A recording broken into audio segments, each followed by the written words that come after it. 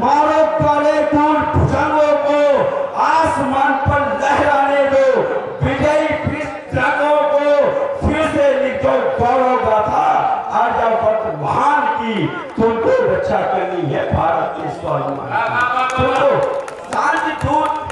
तुम शांति दूत हो देश के, पर क्या यह ना कहलाओ। विदाई 4 पुत्रों से पढ़ करके लेना चाहता हूँ, आपके ऊर्जावान तालियों के साथ विदाई दीजिएगा कि तुम शांति दूत हो देश के, पर क्या यह ना कहलाओ। तुम शांति दूत हो देश के, पर क्या यह ना कहलाओ। सिंह गर्जना करो, भेड़ियों का दिल कैसे दहलाओ। तुम शांति दूत हो देश के, पर क्या यह ना कहलाओ। सिंह गर्जना करो, भेड़ियों का दिल कैसे दहलाओ। दुश्मन की चिकनी बातों से फैसलावन को बहलाओ। स्वाभिमान से जियो, कभी कुत्तों की पूंछ न सहलाओ। जन्मभूमि के लिए लगा दो बाजी अपनी जान की, तुमको रक्षा करनी है भारत के स्वाभिमान। जवानों जगा रही है माटी हिंदू। जय हिंद, जय भारत। पूरा भारत माता की, भारत माता की। आइए इस तरीके से भारत माता की जयकारे नहीं बुलाना है। अगर जवानों को जगाने की बात हुई है, किशनपुर से जयकारा इतना उठना चाहिए कि बात इस्लामाबाद तक पहुंचे जहां तक बोल रहे थे। फिर कोशिश करिएगा, भारत माता की, भारत माता की। तिरंगे की बात कर रहे थे, देश की बात कर रहे थे, जवानों की बात कर रहे थे। हमें एक छोटी सी घटना याद आ रही है, छोटी सी बात याद आ रही है। एक विद्यालय में मुख्य शिक्षक महोदय गए हुए थे, उन्होंने बच्चों से पूछा कि बच्चों जानते हो तिरंगा कितने रंग का होता है। सभी ने कहा कि हाँ सर जानता हूँ, तिरंगा तो 3 रंग का होता है। एक बच्चा पीछे से खड़ा हुआ, उसने कहा नहीं सर तिरंगा 3 रंग का नहीं, तिरंगा तो 5 रंग का होता है। मुख्य सचिव महोदय को हंसी आ गई। उन्होंने कहा कि लगता है तुम्हारे टीचर तुमको अच्छे से पढ़ाते नहीं बेटे। बच्चा जब फिर भी अड़ा रहा, मुख्य सचिव महोदय ने कहा बता सकते हो कैसे 5 रंग होते हैं। बच्चे ने कहा कि हाँ सर बता सकता हूँ। केसरिया सफेद हरा तो आप ही जानते हैं। बोला हाँ जानता हूँ, चौथा रंग बताओ। बोला चौथा रंग नीले रंग का चक्र होता है, दिखता नहीं लेकिन आखिर होता तो वो भी है। बोले मानिए 5वां रंग बताओ। 5वां रंग बच्चे ने कहा सर 5वां रंग तिरंगे में लाल रंग के कुछ छींटे पड़े होते हैं, लाल रंग के धब्बे पड़े होते हैं। मुख्य सचिव महोदय ने कहा कि ऐसा नहीं होता है बेटे। लेकिन जब फिर भी वो बच्चा अड़ा रहा तो मुख्य सचिव महोदय ने कहा कि आखिर तुमने कब देखा है ऐसा, तिरंगे में 5वां रंग कब देखा है लाल रंग के छींटे। बच्चे ने जो जवाब दिया, दावा करता हूँ अभी तुमने किशनपुर में सारी रोक करना तो हिम्मत है तो रोक के दिखाना। बोले कहाँ देखना है, कहाँ देखा है तुमने 5वां रंग। बच्चे ने कहा सर जब मैं बहुत छोटा था और मेरे पिताजी सीमा से शहीद होकर के आए थे और जो तिरंगा ओढ़ करके आए थे उस पर लाल रंग के कुछ छींटे पड़े हुए थे, तब से मैं जानता हूँ तिरंगा 5 रंग का होता है।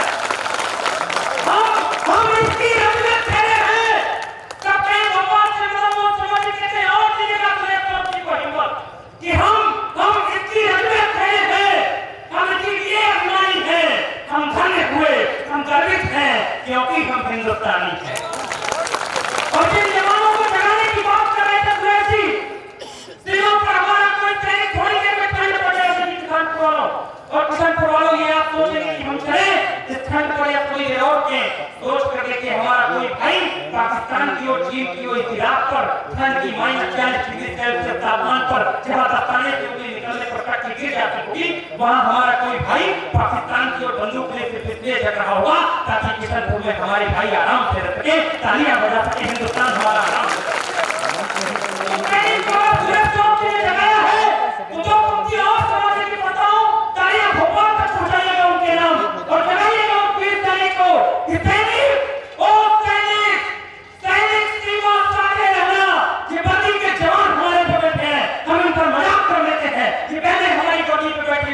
इनके नाम पता हूं तो तुम क्या तालियां किशनपुर बताएगा कि तुम समझ अपनी उड़ान पर पहुंच गया है। कि सैनिक सीमा साधे रहना, हम भीतर देश बचाएंगे। तुम कसम निभाना सरहद पर, हम अपना नमक चुकाएंगे। तुम कसम निभाना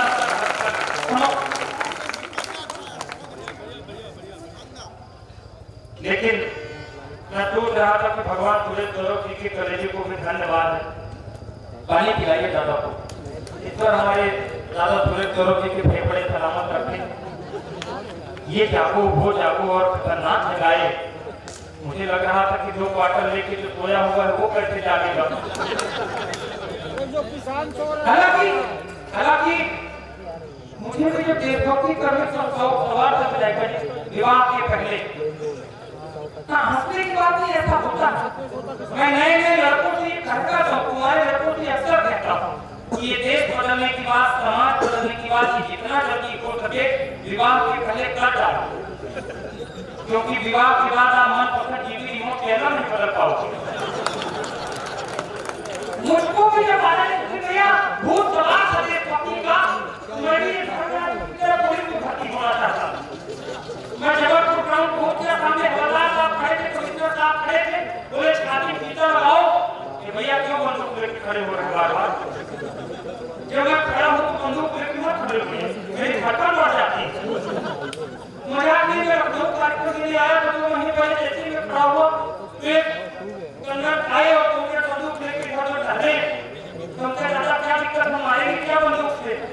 कहीं नहीं बेटा, तुमको काहे मारेंगे, तुम तो अतिथि हो, मेहमान हो, आए हो तो पढ़ो, हम तो उसको ढूंढ रहे हैं, तुम लोगों को बुलाया। अगर ऐसी कोई दिक्कत होगी तो मेरा कमेटी से, उत्तम भाई से, धनंजय भाई से, इन लोगों से बढ़ने की हमारी कोई गलती नहीं, यही हमको बुलवाए। लेकिन एक बार मैं चाहता हूँ मेरा कमेटी के लिए शुभम भाई, अमन भाई, तमाम धनंजय भाई और पूरी टीम, रनु भैया और तमाम पूरी टीम के लोग इतनी मेहनत के साथ, इनके लिए एक बार पूरा जोरदार तालियां बजा करके अभिनंदन करें, वंदन करें, स्वागत करें। हमारे बीच अमर उजाला से ओमकार सिंह जी हैं, उनके लिए भी जोरदार तालियां बजा करके अभिनंदन करें। मनोज निषाद जी लोक भारती से हैं, दैनिक जागरण से ऋषि सिंह जी हैं, निरंजन सिंह जी हैं अमर उजाला से, मयंक मिश्रा जी हैं दैनिक भास्कर से, नीलू श्रीवास्तव जी हैं दैनिक आज। एक बार जोरदार तालियां बजा करके इन सबका अभिनंदन करिए, स्वागत करिए, वंदन करिए। हम कवि हैं, इन पत्रकारों के बीच में हमें बुलाया गया, हम सब दोनों कलमकार हैं। फर्क केवल एक है, कलमकारों और कवियों में फर्क केवल इतना है, पत्रकारों और कवियों में फर्क केवल एक, पत्रकार समाज को सूचित करते हैं और हम कवि समाज को सचेत करते हैं, केवल इतना सा फर्क। पत्रकार समाज में किसी घटना घटित होने के बाद अपनी कलम चलाते हैं और हम कभी समाज में कोई घटना घटित न हो इसलिए पहले कलम चलाने की कोशिश करते हैं। तो इतना अंतर है हमारे ऊपर, हम दोनों कलमकार हैं।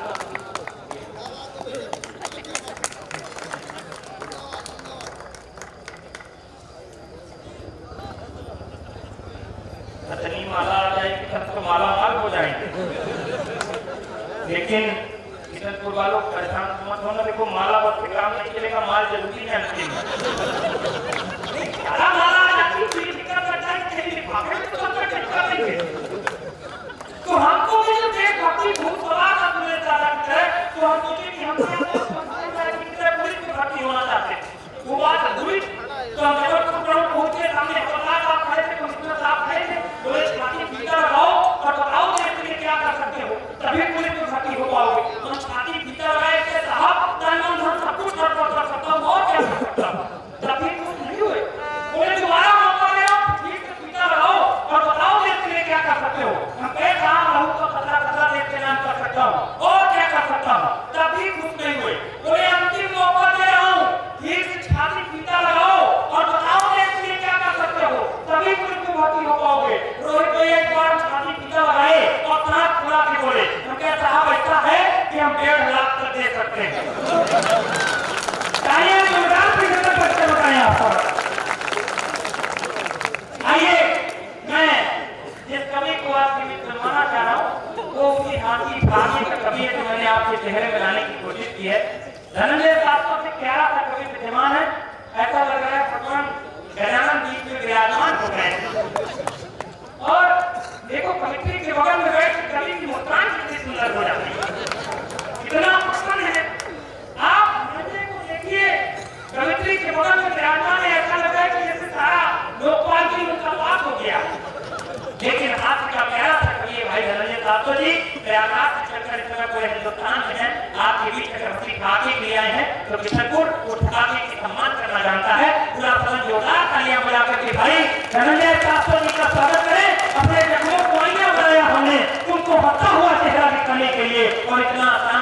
का तमाशा करना, कलेजा चाहिए औरों को हंसाने के लिए। आदरणीय धनंजय साहब। धन्यवाद अमित भाई, आपने हमें अच्छे समय पर उठाया।